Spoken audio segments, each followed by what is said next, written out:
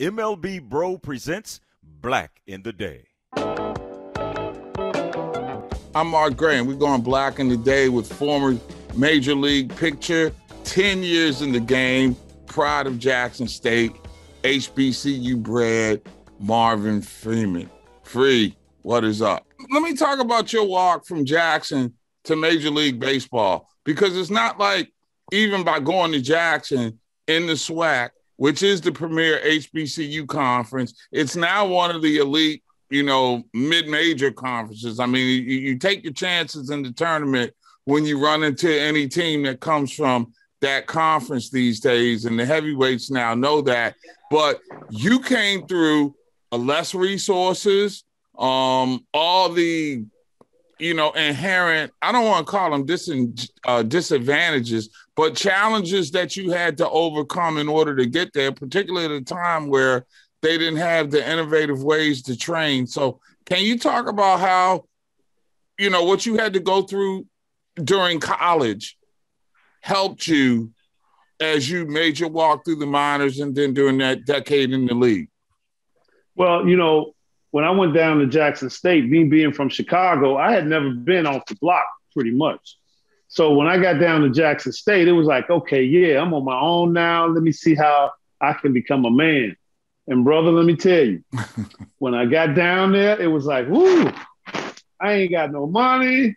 I gotta be at practice at 6, 7 o'clock in the morning, and you gotta wake yourself up. So it taught me how to grow up. Taught me how to, take what I had and make the best of it. On the field, it gave me a chance to see that I still needed to learn a lot. We played against guys that were grown men, and I'm going down there as an 18-year-old freshman thinking, yeah, I got drafted out of high school. I'm going to be the big dog when I get down here. And they can hit a fastball in the SWAC. Boy, let me tell you, hey, many days I sat on the bus like, oh, man, I better come up with something else, So it really made me learn how to hone my skills. Having guys down there like Oil Can Boyd, he was just drafted, and he would come back in the fall and work with the pitchers. And then we had Scipio Spinks. He was our pitching coach. And Scipio played in the big leagues in the 70s. And he's from Chicago as well, played in the public league, So he was giving me like the real insight on how to handle myself with my on-field persona and mentality. And so, he already knew that me being from Chicago, I wasn't no pushover. But he told me, hey man, you gotta walk the walk. You can't go out here pretending that you tough. You gotta make pitches, and then that'll make you tough. And so I started to, really learn how to pitch. I went on to Cape Cod my the sophomore year of my summer at Jackson State. I was the only black pitcher in the league then. And so I'm sure Jackson kind of prepared you. It's just a different accent on the map. Absolutely. I've always been able to kind of, we used to play the dozens in Chicago. So, I was pretty tough to the word game, so what you said to me really meant nothing because I always had a comeback. So all the stuff I used to hear, that would really offend other people, I used to be like, man, please hit this slider on the black right here. That's how you quiet them down. And so I was always a little bit more mentally tougher than you would expect from a guy that's 17, 18, 19 years old. But it was just me learning how to be successful. And once I started realizing that I needed to do things a certain way, I started making progress. I only spent 2 years in the minors because I tried to learn from other pitchers that I saw that were successful. And, that was my journey from Jackson State to the major leagues. Signed a pro contract in 84. I was in the majors in 86. Wow. Just like that. That's an impressive feat, given all that you had to overcome. And then there's being in a locker room with like a two-sport celebrity like Prime. And Deion Sanders, ironically enough, and this is amazing to me from having been in that locker room with you guys and sort of watch you guys grow up and evolve into coaches. And quite frankly, you guys are coaching young Black men. You're teaching them. For a lot of those guys, you're the first and most significant role model in their lives. Can you talk about embracing that and away from the game, what you try to impart on your kids that if it doesn't work out, will help you in the big game? Oh yeah, I mean, I embrace it totally because I know it's a great responsibility that we have to have. I had somebody pull me and check me. I had somebody to tell me how to do things that I needed to do and do things that I shouldn't do.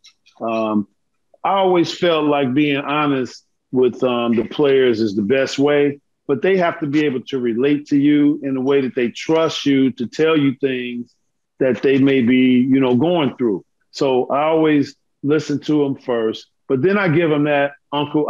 All my players call me Unc. They don't call me coach.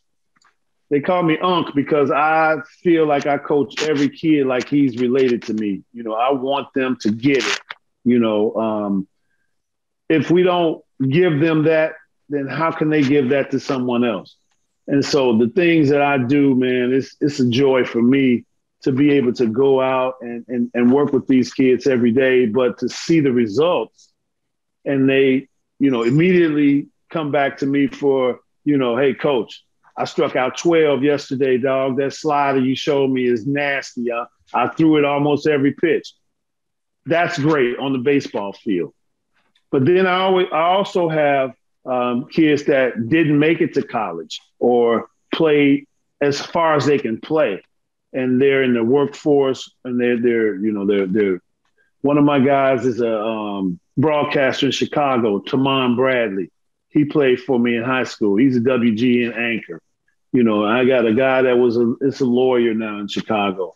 But the things that they always go back to is the work ethic and the way that I approach practice and how we were so organized and prepared. And that's what they took away and taken into their regular lives.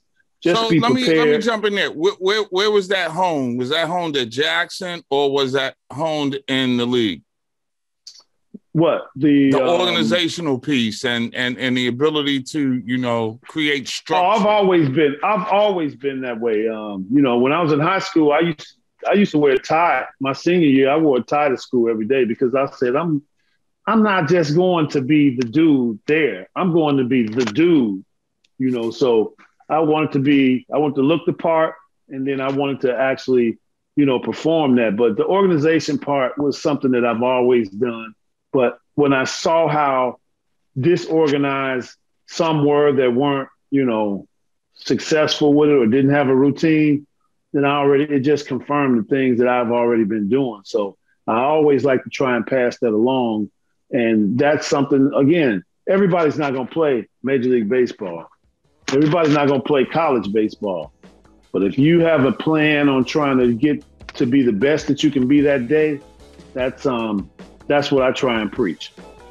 That's it. I'm Mark Gray with the stories of the brothers who did it big, Black in the Day.